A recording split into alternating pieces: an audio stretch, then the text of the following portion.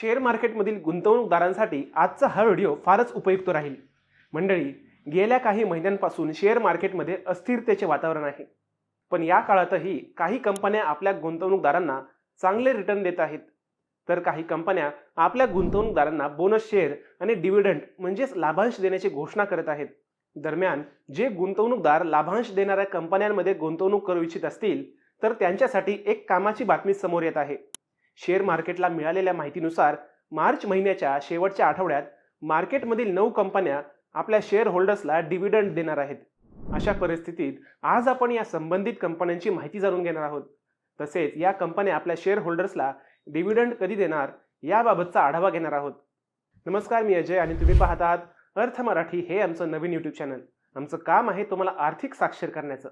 मित्रांनो, शेअर मार्केटमधील अनेक गुंतवणूकदार डिव्हिडंड देणाऱ्या कंपन्यांमध्ये गुंतवणूक करू इच्छितात। जर तुम्ही सुद्धा या आठवड्यात अशा कंपन्यांमध्ये गुंतवणूक करण्याच्या तयारीत असाल तर तुमच्यासाठी आजचा व्हिडिओ कामाचा राहील। खरं तर शेअर मार्केटमधील 9 कंपन्यांनी डिव्हिडंड देण्याची घोषणा केली आहे आणि याची रेकॉर्ड डेट मार्चच्या शेवटच्या आठवड्यात आहे। म्हणजे या आठवड्यात या कंपन्या एक्स डिव्हिडंड ट्रेड करणार आहेत।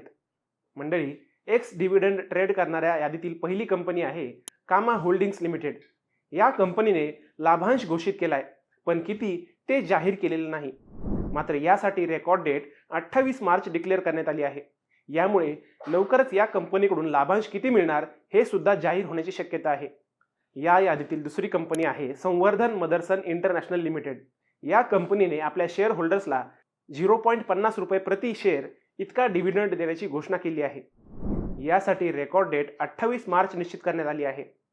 या यादीतील तिसरी कंपनी आहे Motherson Sumi Wiring India Limited. या कंपनीने सुद्धा आपल्या शेअर होल्डर्सला 0.50 रुपये प्रति शेअर इतका डिव्हिडंड देण्याची घोषणा केली आहे। महत्त्वाचे म्हणजे यासाठीची रेकॉर्ड डेट सुद्धा 28 मार्च निश्चित करण्यात आली आहे। या यादीतील चौथी कंपनी आहे नेप्रोल इन्व्हेस्टमेंट लिमिटेड। या कंपनीने आपल्या गुंतवणूकदारांना 9 रुपये प्रति शेअर इतका डिव्हिडंड देण्याचा निर्णय घेतलाय। यासाठीची रेकॉर्ड डेट 27 मार्च 2025 अशी निश्चित करण्यात आली आहे। म्हणजेच या तारखेपर्यंत ज्या शेअर होल्डरचे नाव कंपनीच्या रेकॉर्ड बुकमध्ये असेल त्यांना याचा लाभ मिळणार आहे।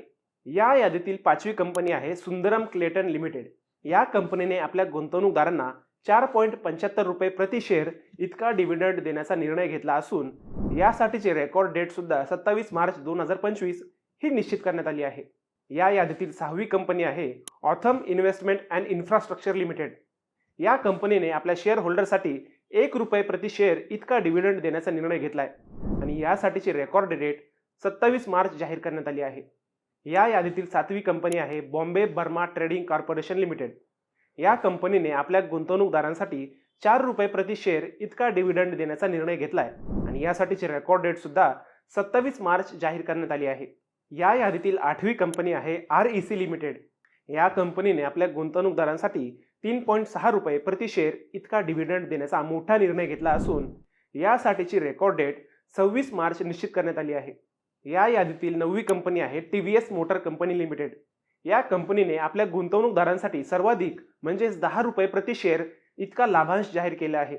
महत्त्वाचे म्हणजे यासाठी रेकॉर्ड डेट येत्या 2 दिवसांनी म्हणजेच 26 मार्च 2025 रोजी निश्चित करण्यात आली आहे।